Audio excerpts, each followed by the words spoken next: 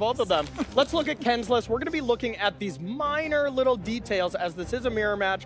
The biggest difference I want y'all to pay attention to is the Twin Maw Stormbrood versus the other removal spell that we're going to see on the other side, which is Witchstalker Frenzies. This is the big difference in the main deck. Being able to kill creatures a little bit quicker from Ken, I think is going to give him a bit of an advantage. Let's look at the sideboard from Ken as well, because this will paint a good picture as well. We have 3 Torch to the Tower as well as 2 Suplex as different ways to kill creatures, especially when you're on the draw. That's going to be one of the more important things in these mirror matches. So Ken's going to be on the play. That is a big advantage for him. Looking over at Andy's list, yeah, instead of that 2-mana Roast, for anyone who kind of remembers that card, we are playing the Witchstalker Frenzy. And when you're running downhill, you got a bunch of really aggressive creatures you're attacking with, and you can cast that card for 1 mana. It's going to look better than a 2-mana sorcery. But that's not how Magic always works. It's not a perfect game every single time, so I think that's a bit of a disadvantage for Andy to have that one. And then in the sideboard, there is a little less removal here. We only see the 3 Torch of the Towers, so I will give the advantage to Ken as far as the deck list goes, and then even more to Ken stay as Ken, consistent. He wanted the number to play one in all 3 big events plus qualify for Worlds. Yeah, that's the biggest thing for any competitive player. Of course, top 8 is important, but also being able to show up and participate in the events is equally important. So that's always the main goal. But now that both of these players have top 8'd and are queued for the next year, let's win the whole thing. That's right. Now, speaking of winning the whole thing, there's Burst Lightning to take down the first threat from Ken. Whoa, is that opening card 4 cards for the opening hand here for Ken? Oh my goodness, it does seem to be that Wow. way. So, Paul, I was going to say that being on the play, which is the luxury that Ken has as he's the higher seed, was going to be a big deal, but there's a bigger deal here, 4 cards. Yeah, and given the mulligan here, yeah, I like the way Andy's just going about killing everything that Ken has. He only has 1 card left because Ken would have had an opportunity to maybe get a card back with Monstrous Rage plus the Emberheart Challenger, but Andy just firing off all the Burst Lightnings here and just, you know, being up cards in this matchup is just so huge. Oftentimes you're using your burn spells just to keep the board at bay here, and yeah, Ken just has a couple of Monstrous Rages very far behind. He's already down to 17. Draws his card for the turn. It was Screaming Nemesis that he doesn't have the mana for. This is the problem with mulligans on this extreme level, is that you either don't have the lands to cast your stuff, or the stuff you have you don't have enough of, and you can't really hit a balance. So this Hired Claw has now turned the tables back on Ken. Again, generally speaking, we would assume that the player on the play is the aggressor, and the one on the draw is forced to play defense, which isn't really what this deck wants to do. But as we see, Andy Garcia-Romo has broken serve and is firing back. There's Burst Lightning now from Ken. Andy does have a Monstrous Rage to save that's it. going to be game number 1. Wow, Andy Garcia-Romo picks up game 1 in like half a minute. I mean, we were trying to set up kind of the story of these players, and all of a sudden it's over. But I mean, that's what happens. You're going to win, what, 20% of your games when you mulligan to 4, maybe less? Yeah, 15 to 20 would be my guess. So it's just a really rough place to be. Now, as you can see, Ken Yukihiro's hand, there is a copy of Self-Destruct, which is normally a card you would expect to see Ken sideboard out. But of course, in the top 8, it's best out of 5. You start with 2 best of 1 games. That's right. So this is game 2, but still pre-board. Pre-boarded, rather, yes. That's Hired Claw there for Ken. And has an Emberheart Challenger. Probably just going to do that in attack for 4. Yeah, that seems good. Andy with no good blocks here. And again, once again, you know, play draw mattering huge in this matchup. Basically, it sets the stage that the player on the play is the aggressor, and that forces the player on the draw to use their removal to try to stabilize through it, and it's difficult to do. Absolutely, and even I mean, look at a card like Monstrous Rage. It is so much better on the play when you're pressuring the opponent. Hired Claw is going to get activated and get in. All right, and as you can see there, Ken could have played a Manifold Mouse, but you know, this is a battle of resources sometimes, and would rather wait till he gets the 4 mana to be able to get the Offspring going and make 2 tokens next turn, or 2 creatures next turn. Yeah. And there's an Emberheart Challenger. Okay. So the question is Andy now the aggressor with this play? And does Ken have an answer? He sits there and thinks for a second, but he's just bluffing. He doesn't have anything. Yeah. He does have a mountain in hand, though, so he can pay that Offspring cost. Oh, there's a Burst Lightning a little late. Does this make him want to change? avenues. I don't think so, because he's still ahead in the race here, right? Okay. He's at 16, and he's at 13. He's going to take 3 from the higher claw. I would imagine what you want to do here is attack for 2, get in for 3 because of the ping, and then just play a Manifold Mouse with Offspring. It's pretty unlikely that you're going to die on the following turn unless Andy has both Monstrous Rage plus Manifold Mouse in hand. You take 1 and then an additional 2.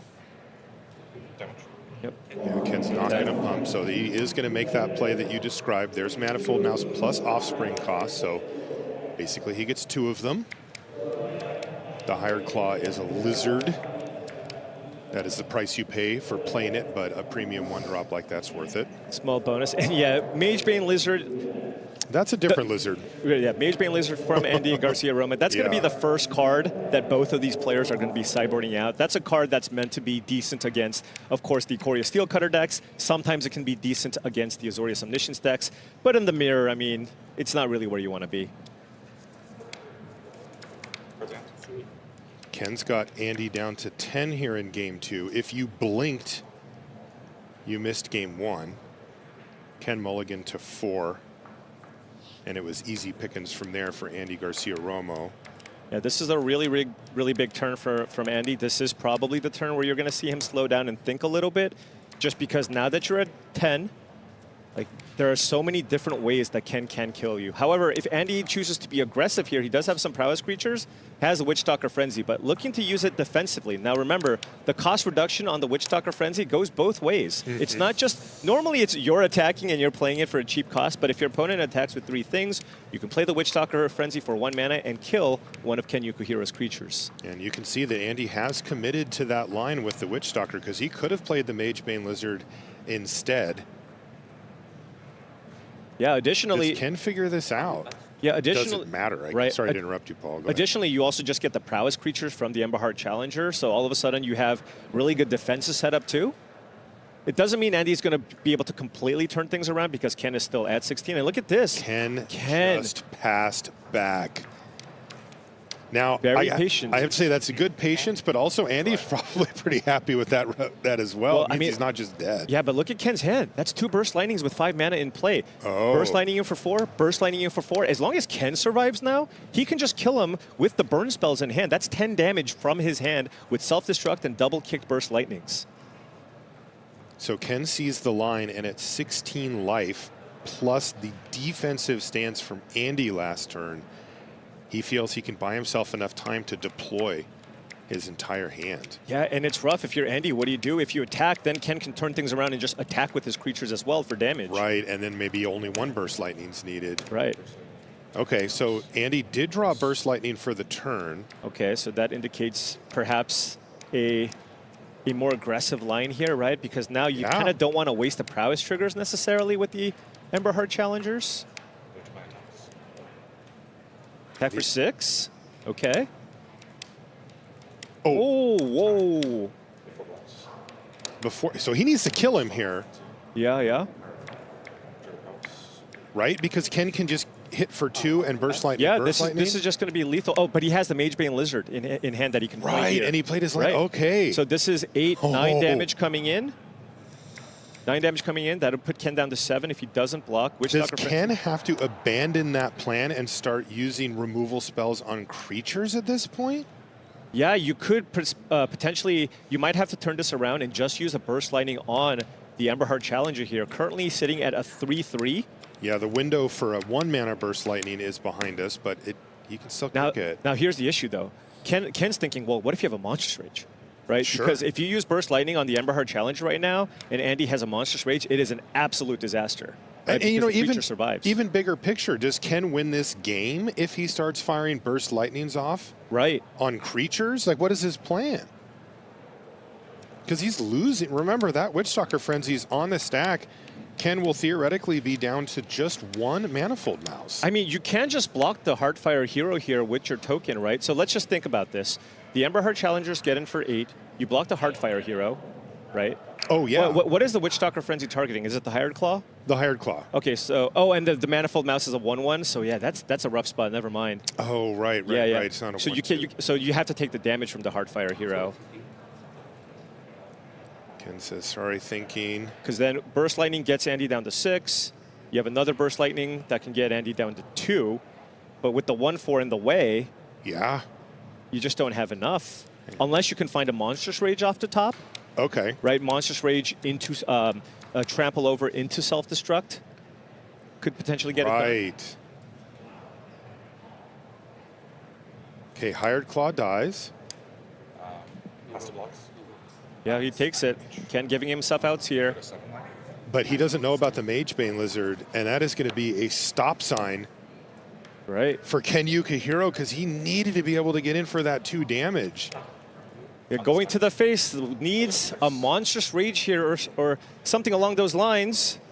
Let's see what he finds off the top. Soulstone Sanctuary, that is not Okay, so he will not here. be able to win this turn, that means, right? Yeah. I mean, I guess assuming that Andy blocked, which he will. So right, there's a does Soulstone the Sanctuary. Sanctuary change the combat math the other direction? Yeah.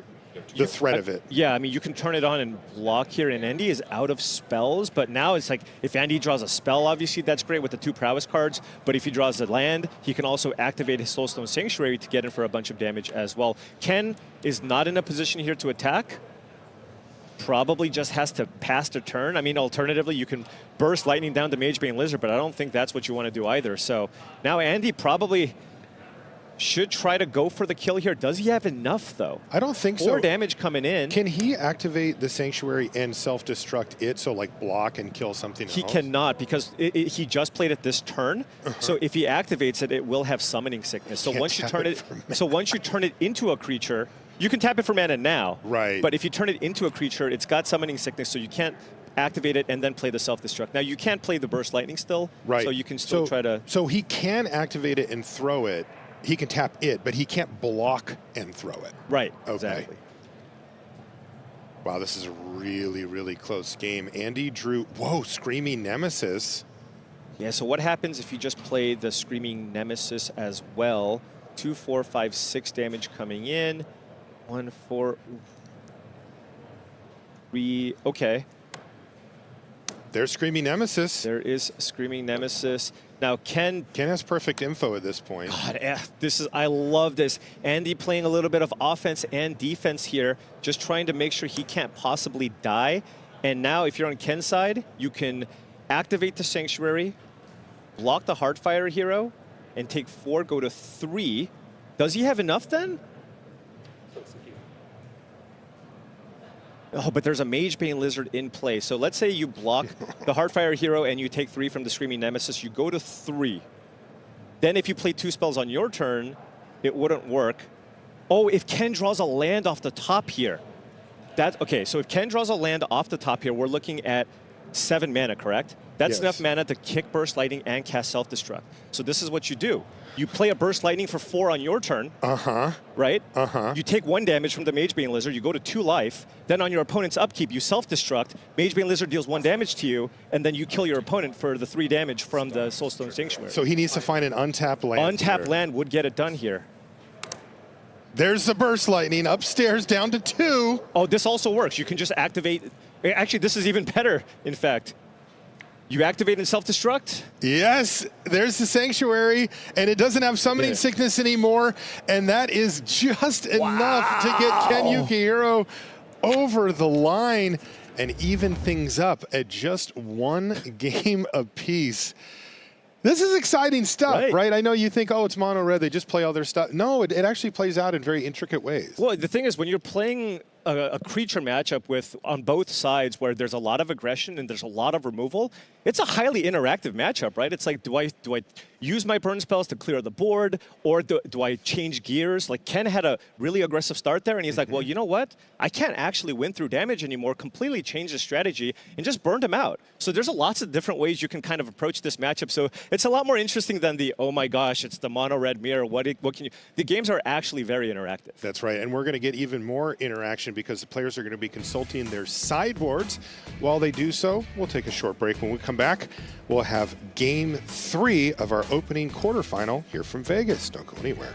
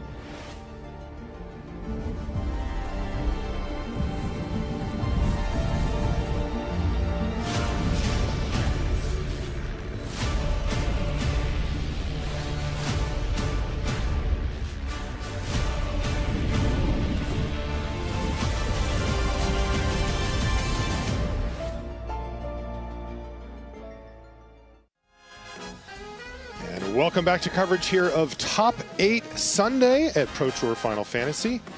We are in beautiful, sunny Las Vegas, Nevada, over at the Convention Center here, where we have MagicCon happening. That's right, everybody waiting in line to get in. There are so many ways to enjoy our game, and we have, I think, pretty much all of them represented here at MagicCon, including high-level competitive play. If that's your thing, you're in the right place. We are in the top 8 of our event. We're in our opening quarterfinal. If you're just joining us, it's mono red mirror match, and the first 2 games, they went pretty quickly. The second one a lot more interesting than the first. Yeah. We've got game 3 incoming between Ken Yukihiro and Andy Garcia-Romo, and that means, of course, Paul, that the sideboards are now in play. Yeah, absolutely. And, you know, the thing is, their sideboards were pretty similar, but the interesting thing about the mirror specifically is you might change how you sideboard based on whether or not you're on the play or draw. You know, a card like Case of the Crimson Pulse, for example. If you're on the draw, you might be a little too much on the back foot, where number one, you have an extra card, you're on the draw, so you're not going to be able to solve the case. And number 2, it's just you just want to have more creatures and removal spells. Whereas when you're on the play, you're the one putting pressure, your opponent's just trying to survive, and all of a sudden you have an enchantment that lets you kind of get kind of more action going. So really curious to see how both players are going to be navigating those sideboarded games. One thing for sure, -3 Magebane Lizards on both sides. Yes, those both came out immediately for both players.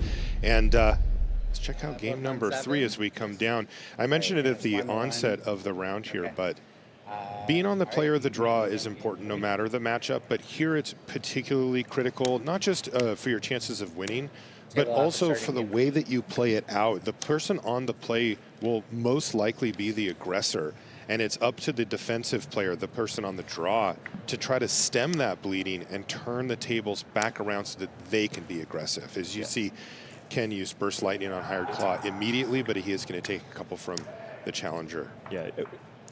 The way that you play this matchup, especially when you're on the draw, is if you have a creature or removal spell, if you have a target for the removal spell, you use the removal spell. You want to keep your life total as high as possible. Another thing is, because you have to play around the card Monstrous Rage, whenever your opponent's tapped out, don't get tricky. Just use the removal spell on the creature, because if they have a Monstrous Rage to save their creature, it's really, really tough to come back from that. Nice curve out here from Andy, though. He goes right into Screaming Nemesis. Hired Claw, Emberheart Challenger, Screaming Nemesis. It's hard to ask for much better than that. Could see a defensive Screaming Nemesis here, because the only type of removal in the mono red decks are burn spells. So if you deal 3 damage to Ken's Screaming Nemesis to get it off the battlefield, Ken can then just use that damage and redirect it to Andy's Screaming Nemesis and just have both of them trade. Now, is Andy just happy with the trade here, and they both just, I mean, they trade and they both take 3 damage, right? And Andy is on the play. Same thing too. Upstairs. But this has to favor Andy, right, as he's the one who's already ahead on the damage race. So if they're both taking 3, that's better for him. And you see the Heartfire Hero now hit the battlefield for Garcia-Romo. He has been able to continually keep a threat on the battlefield even through all these burn spells. And good sequencing there from Andy. Notice that he actually played this creature post-combat so that the damage from Ken Yukihiro's Screaming Nemesis can't kill the creature that's in play. Yeah, no need to give him a 2-for-1 on board. You see the can't gain life thing over on the left. Not relevant. Is there even a single life gain spell that exists in mono red? I don't believe so. If there is, I have a problem with it, I'll tell you that. Right. It's kind of antithetical. So Ken's hand right now has an Emberheart Challenger and a Torch to Tower. He's also got the Manifold Mouse. You obviously want to spend mana there. Feels like you kind of want to just go with Emberheart Challenger into Torch to Tower here. Or, oh, actually, tapping out, just being more mana efficient there. Just suplex? Yeah, just suplex. Exile effects being very relevant against the hero there, just so you don't take the damage because it does get exiled. And he does have lots of removal spells here, though, so he can use a Torch to Tower here to just kill the Emberheart Challenger. Doesn't have a threat, though. So now we're back to square one with life totals very close together.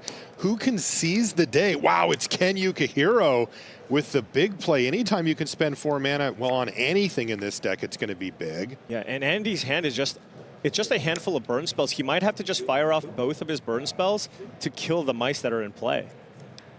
And if he does so, it'll be burn spell versus burn spell with no board state for either player. Right, then it's just last like red it. standing, and then, you know, I did mention before, case of the Crimson Pulse. Yes. That could come into play.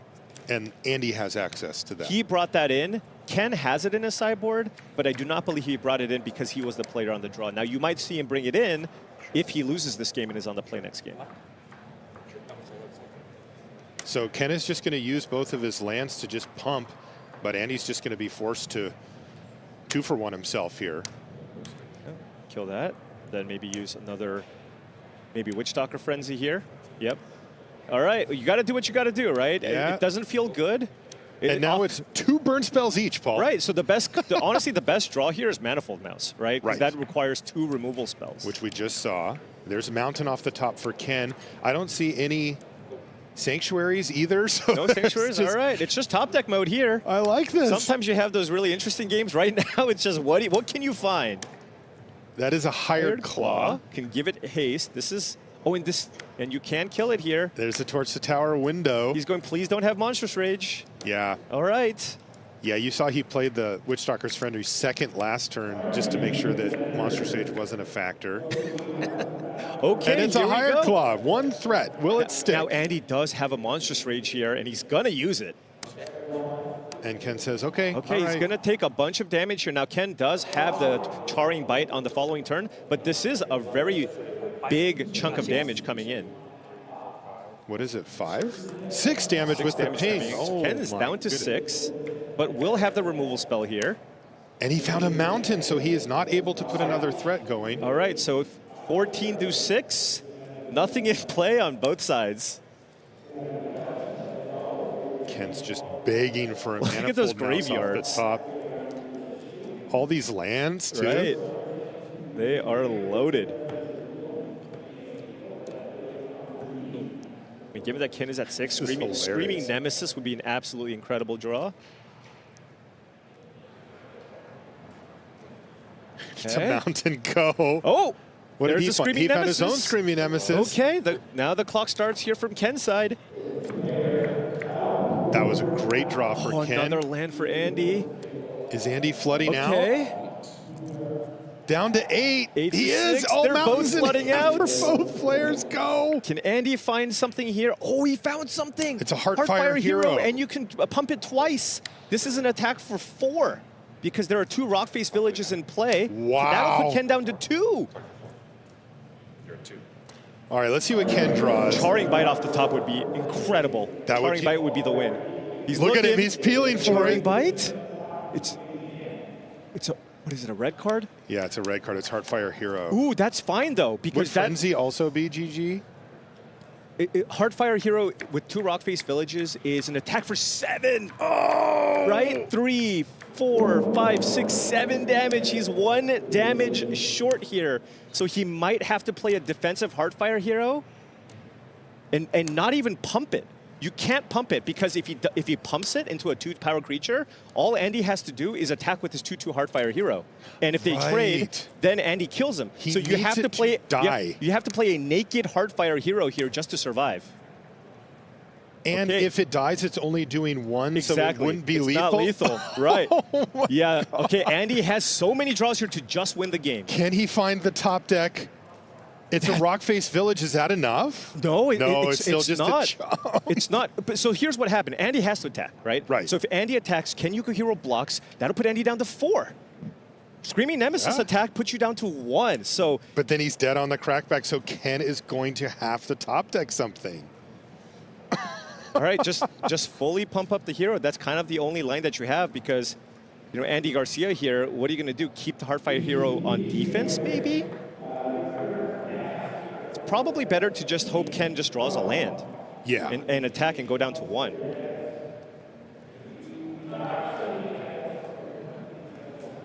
Because right now we're looking at a 2/2.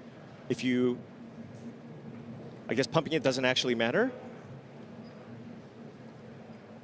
He needs to make sure, yeah, just that the Heartfire Hero doesn't trade, but. Yeah, the Rockface Village, I believe, is a sorcery speed ability. Check there. You're right. He did leave it back. Oh. Does that open the window here for Ken? What does he find? Self-destruct. Oh my gosh. And that's enough for the game. Ken says, got there. That's 2 games to 1 for Yukihiro. That is the mono red mirror in a nutshell, right? Especially after sideboard, more removal spells. Last threat standing for the win. Table Alpha starting game 4. All right, game 4. It looks like Andy's down to 6 cards. Ken's on 7, but Andy does have the play. They didn't change anything for their sideboards for this game. Right. Well, because Andy's again on the play this game, so it makes sense. If Andy wins this game, there might be some swaps. There's the village, and there's an Amberheart Challenger. Right, nice aggressive start. And there's the attack. Ken was writing it down before he even turned them sideways.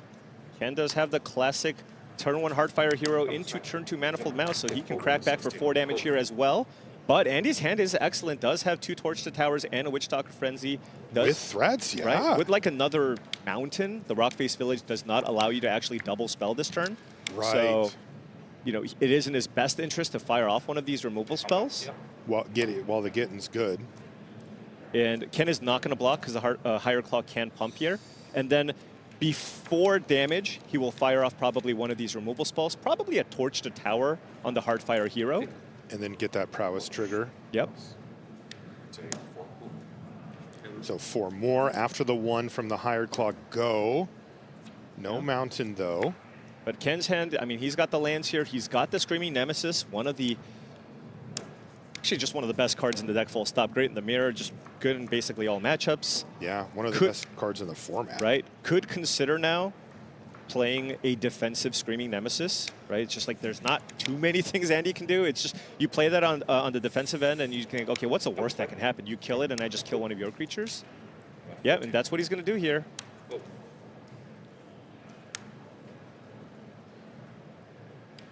Does mean Andy may get a little time to find some lands, but there's just, it's another Rockface Village. Another Rockface Village. But there's just no way around the Nemesis. Yeah, and this is just so awkward, right? Just a brick wall. You can only play 1 spell. What are you going to do? Attack with everything and Witchstalker Frenzy the Nemesis? That just does not seem like where you want to be here. Yeah, and the Claw doesn't have a +1/+1 counter on it right now.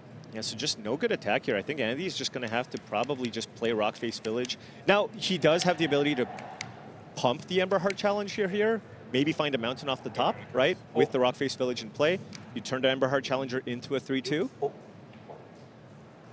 Maybe be willing to sacrifice your board here to get in for an attack, or just try to draw a card. The issue with that is if you don't hit a mountain specifically, you just don't have anything to do. Right.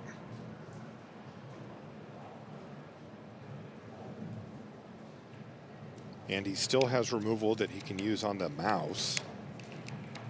Yeah. To at least keep this board under control. Yeah, and that might be the option here.